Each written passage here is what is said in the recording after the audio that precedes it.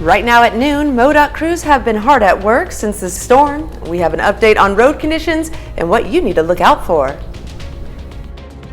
And we're continuing to monitor bitterly cold temperatures out there and still slick spots possible on the roadways. Take a look at that forecast coming up.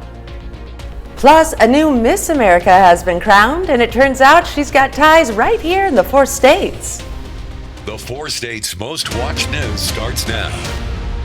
Good afternoon, and thank you for joining us on KOAM News at Noon. I'm Caitlin O'Shaughnessy. In today's top story, a man accidentally shoots his wife on a hunting trip, resulting in her death. On January 13th, an accidental shooting occurred at the Kansas Army ammunition plant. At about 4:41 p.m., Labette County deputies and Kansas Wildlife and Parks officers responded to the KAAP for the accidental shooting. During an interview with the reporting person, they stated that after finishing deer hunting, he and his wife returned to their vehicle. When officers asked the husband, Derek Hall, what happened, Derek stated that he laid his rifle down on the back seat of their pickup and attempted to unload it. When he took the rifle off safe, it went off, striking his wife, Christina Hall. Upon EMS arriving, they immediately transported Christina Hall to Labette Health, where Miss Hall passed away. And yesterday morning, sunshine was a big help for Oklahoma Department of Transportation crews as they continue clearing up highways and turnpikes. However, slick and hazardous conditions remain in several areas, including Pawnee, Craig, and Delaware counties. Counties still reporting slick spots, but improving conditions include Mays and Ottawa counties. Motorists are cautioned, even if a highway looks clear, there still may be ice present. And MoDOT crews have been hard at work since yesterday, clearing and treating roads. But with temps going back near or below zero last night, MoDOT says any other chemical treatments won't work. However, they will still stay on top of things. We're just kind of in a monitoring stage right now because with the sub-zero temperatures at night and then single digits at best during the day. Today, I think we got to 10 degrees, but we're just not doing a whole lot of good putting salt down. So we have mainly switched to abrasives. And it's those abrasives that will help cars maintain traction on snow-covered roads before improving weather can help things out in a big way. Until then, MoDOT encourages everyone to take it nice and slow this evening and call 1-888-ASK-MoDOT to report any road concerns. Yeah, we started dangerously cold out there. The good news is our wind chill advisories and warnings expiring at noon, which is fantastic. That's some kind of improvement out there through the morning hours. And even as we head into the afternoon, still dealing with some slick spots on area roadways. But the good news is the road crews out there doing their job. Skywatch Storm Tracker is clear from this morning. Metro cams from MoDOT around the city. Plentiful snow patches out there and black ice, another concern. And temperatures, despite the sunshine, still going to be cold. So we may get some melting on pavement today, but that will very likely refreeze as we head into tonight, leading to additional black ice issues for our Wednesday morning commute. Downtown Joplin Cornell Complex camera this morning showing where we had some of that to deal with. Broke a record yesterday, started the day at -6. The record was -1 back in 1979. That's PC. That's pre-Chris. That's how long ago that record was. Only made it up to 9 yesterday. Bear in mind where our averages are supposed to be for this time of year, and nowhere near that. And it's been like that for the last few days. Take a look. Sunday, 1, 9 on Monday, 17. Today is what we're looking at. 37 though tomorrow. It's a nice little preview. And we're still looking at mid-30s heading into Thursday. However, changes are on the way, both good and bad. And we'll take a look at that full forecast here in just a few more minutes. Caitlin? Thanks, Chris. Well, because of the recent snow and dangerously cold temperatures, we are resharing a story from 2021 where KOAM's Chris Warner shares how that danger is amplified for first responders. It's difficult to appreciate the size of an ambulance unless you're right next to one. Even this video doesn't do it justice. It's that size, shape, and weight that Jason Smith says makes them tough to drive in the snow. The ambulances are very top-heavy, so not only with the road conditions being a factor when we get the high wind with it like we had a night or two ago, can also make it challenging. When it snows, changes are made to how they respond to emergency calls, like their speed, among other things. A lot of time the other motorists, when they see the lights and sirens, they feel like they're forced to, veer off one side or the other. And so we want to be able to get to the call in a timely manner, but we also have to be safe doing it and make sure that we account for the safety of the other motorists that are on the road.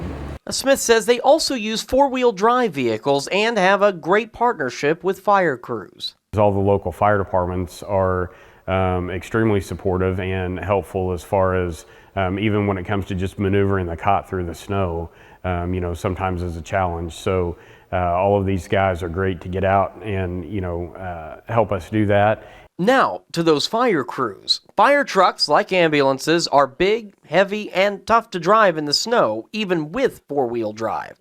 So Leif Hasty says they've made changes too. It takes a lot longer to stop the bigger apparatus for sure. The smaller apparatus are just as dangerous though. So we actually take it to where you see people running lights and sirens often. We don't. Whenever this stuff's on the ground, we tend to take the lights and sirens out of the equation. They also slow down, which impacts response times. Another factor impacting those times, having to change routes in rural areas. So we have to keep in mind that our response may change as far as the direction and the destination. So we usually have set response pathways that we take. And right now, with the way the roads are, you have to change that up. In Joplin and Reddings Mill, Chris Warner, KOAM News. And Sunday night, Miss Colorado became the new Miss America, but she grew up in Fort Smith. Miss America Madison Marsh is from Fort Smith, Arkansas, but graduated in 2023 from the USAFA in Colorado. She is the first active duty service member to ever win the title. Many know her family that hold the annual Fort Smith Fall event, Whitney's Race, in memory of her mother who died of pancreatic cancer in 2018. And that's a look at today's top stories and weather in the 4 states region. Up next on KOAM News at Noon. The 75th anniversary Emmy Awards brought all the stars out. We'll have a recap of highlights and winners from TV's biggest night. And later, we're making homemade marshmallows in the Mr. Food Test kitchen. Stay tuned. It wasn't even close. Former President Donald Trump rolled to victory in the Iowa caucuses last night. While turnout was less than expected, only about 110,000, Trump still became the first Republican candidate to top 50% of the vote in Iowa. That's despite all his legal challenges. Charlie DeMar has the latest from Des Moines. Iowa, thank you. We love you all. It was a landslide win that many expected, especially Donald Trump. They said, well, if you win by 12%, that's a big win. That's going to be very hard to do. Well, I think we more than doubled that, I guess, tripled it maybe.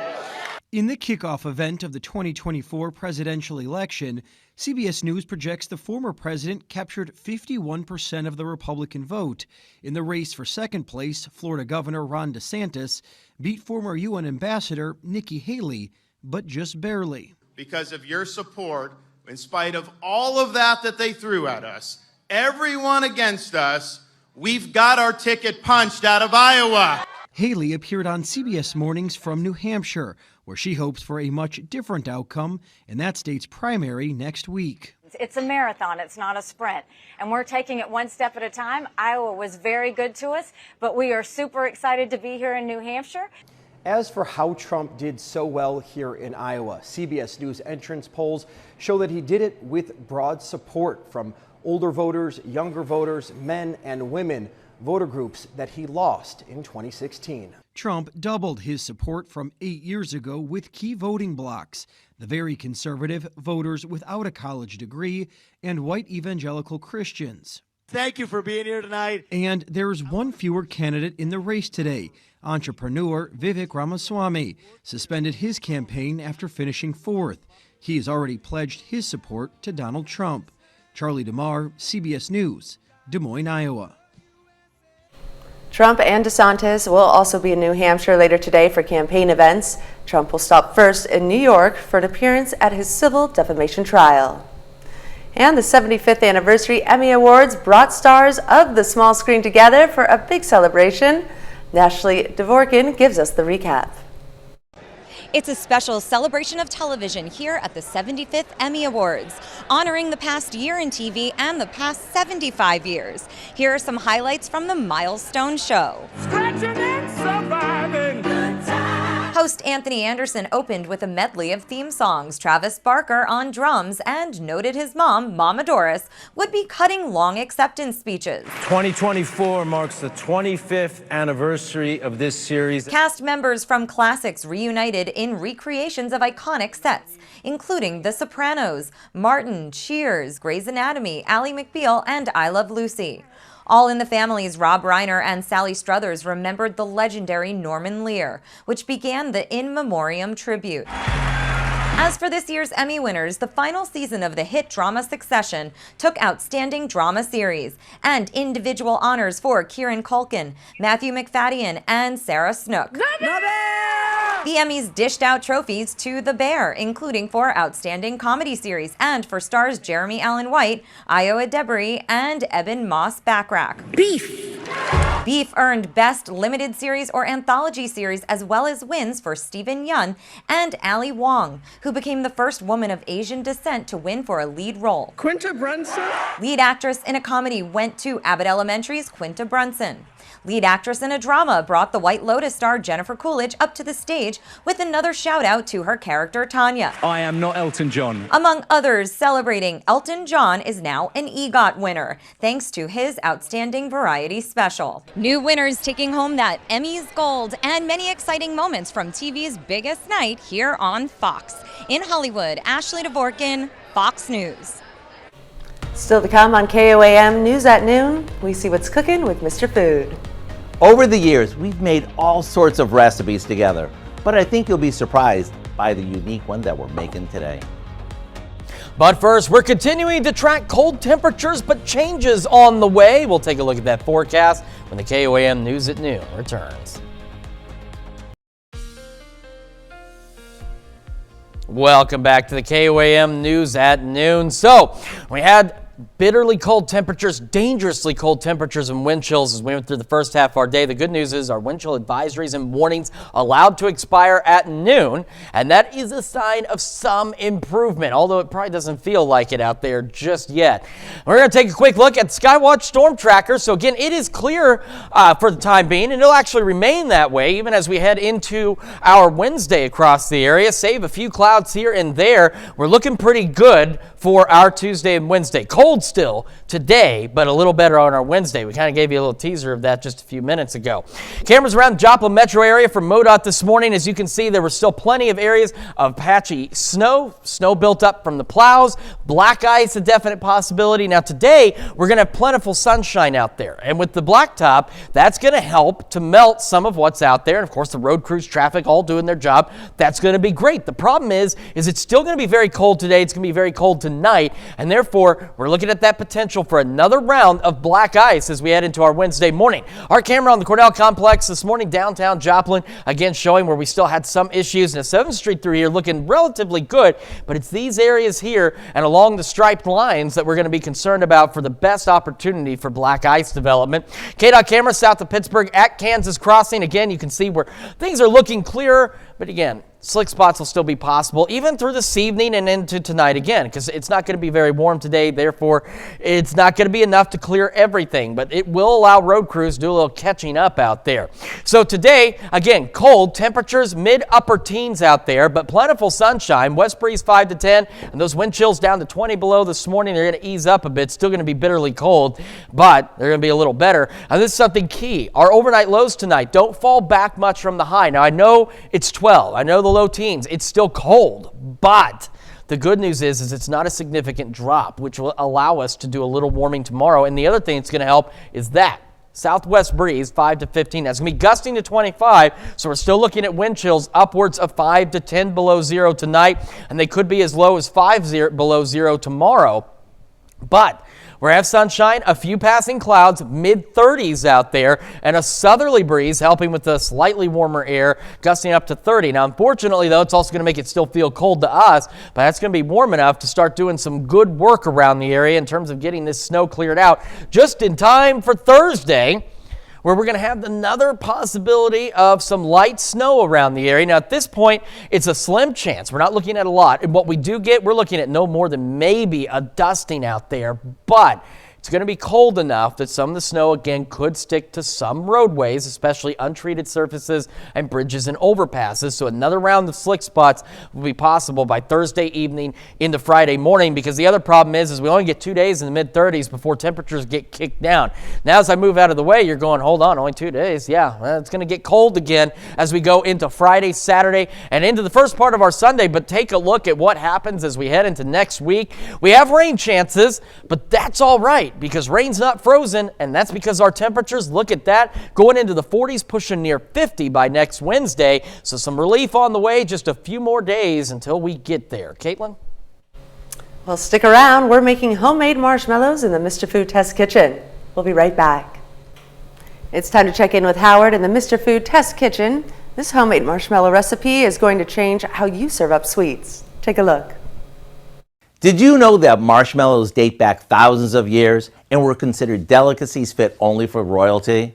But in the mid-1800s, they were reinvented by the French and became an instant hit to all. Today, Americans eat more than 90 million of these light-as-can-be puffs of sugar every year. A few weeks ago, my curiosity got the best of me, and I set out to make homemade marshmallows. After a couple of tries, we came up with a melt-in-your-mouth version that puts store-bought ones to shame. Let me show you.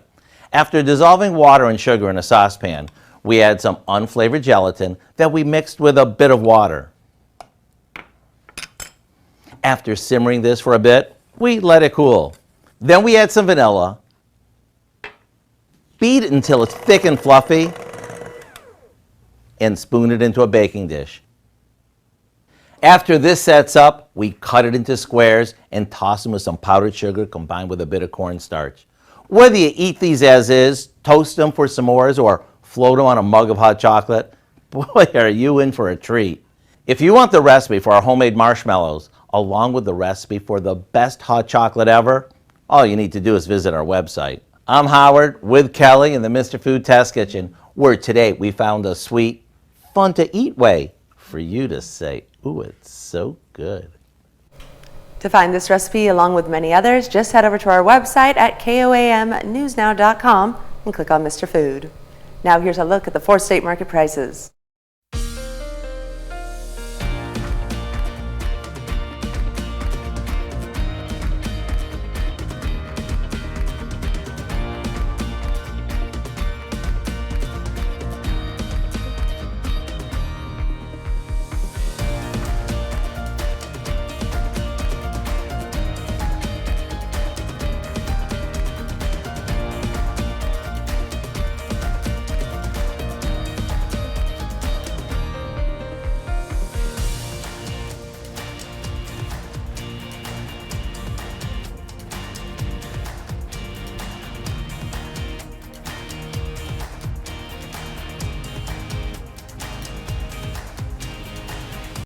All right, so again, cold today, mid-upper teens, mid-30s tomorrow out there. Some light snow, maybe a dusting possible here and there on Thursday, but it does make us cold once again heading into the weekend.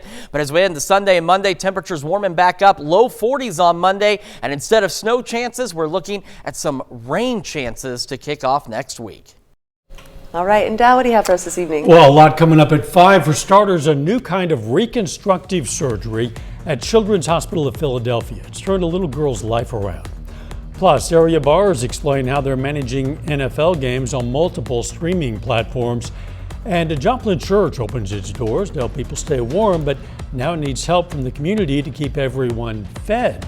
Hope you'll join us for those stories. A lot more, of course, KOAM News at 5.